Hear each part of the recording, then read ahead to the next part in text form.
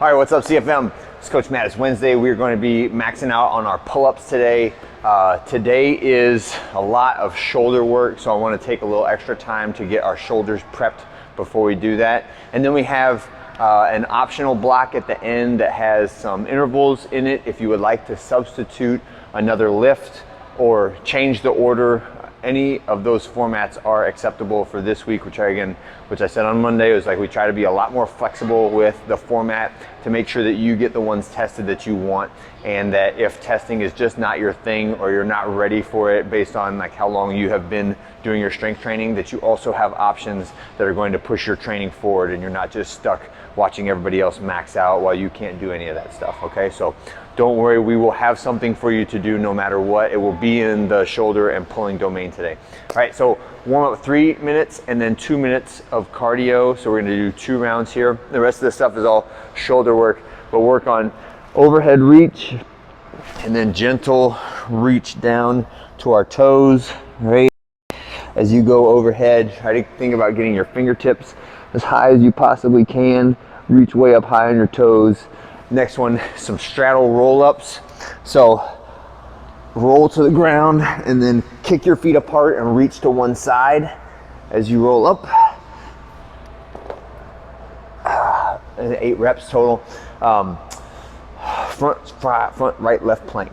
Round 1 and round 2.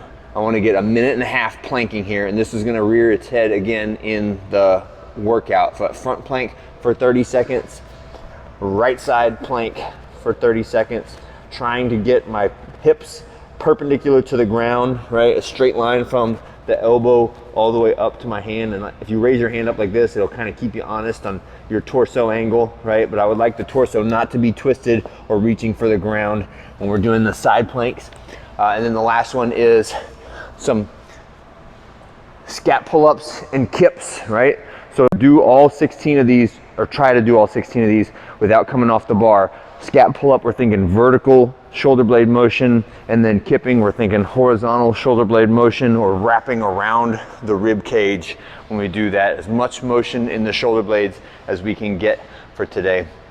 When you're done with that, we have multiple different options for you to max out on your pull-ups today. The first one would just be as many reps as you can do of whatever your pull-up is without stopping, right? So the standard one is just a basic kipping pull-up, right? And that would be our using the kip motion to create a little upward force, as many reps as I can go before I fall off the bar, right? And try not to fall off the bar. You may also use the butterfly movement for pull-ups if you feel good doing that. There's a couple other like more obscure versions of the kip, but those are the 2 main ones that we use. If you would like to max out strict pull-ups, that is also an option, right? Unassisted would be the goal, but if you need to use a band or whatever your standard method of scaling is, like jumping pull-ups, the goal on this one is high reps. So we're thinking like 15, 20, 25, 30 something reps. We've had several people get in the 40s and 50s as well, unassisted, and that's very impressive, and it will leave you very sore, right? So this is why we always do this one first, because it will make your arms just jello, right, when you finish it, if you really get up into the high rep range, even if you're very strong, right? After that, we would move to a 1 rep max weighted pull-up. All right, so the weighted pull-up, we would use a belt, or if you want to use a dumbbell, you can kind of cross it or in between your knees or in between your shins like that, and you can hang the dumbbell from your feet and do a weighted pull-up.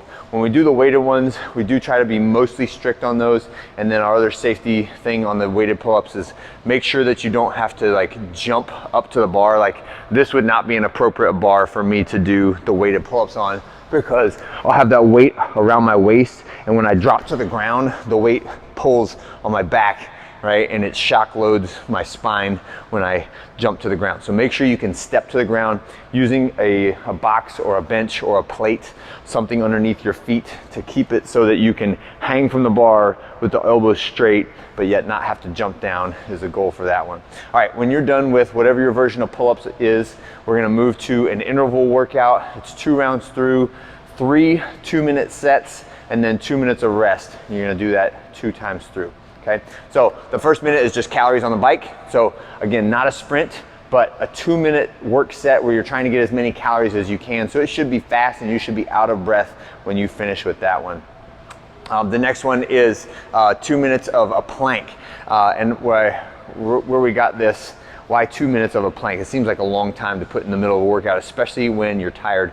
But from an orthopedic doctor who does a lot of work with elite athletes, as well as the average everyday person who just has pain in their back, he has said, and this is just his view after watching people orthopedically and treating them in hospital setting, doing surgery on them, and also doing rehab on them, that if we can do 2 minutes of planking in a good position without stopping, that is a stable platform for your core to do normal day-to-day activities. And that's not saying anything athletic, right? That's not like you wouldn't want to just have a 2-minute plank if you're going to be in the NFL and get hit by someone running at you at 20 miles an hour, right? But this is our day-to-day stuff. Like I need to pick up something off the ground, or I need to like climb a set of stairs, or play some frisbee golf. Those are the kinds of things that we need to have that type of core strength for. So any way you can get to this, right? But 2 minutes of planking in a good position. If you need to use your knees to stay in position, that's acceptable, but we always want to be working towards 2 minutes of uninterrupted plank. And the last one is just 2 minutes of burpees, right? So all the way down and then jump and reach vertical at the top of every rep.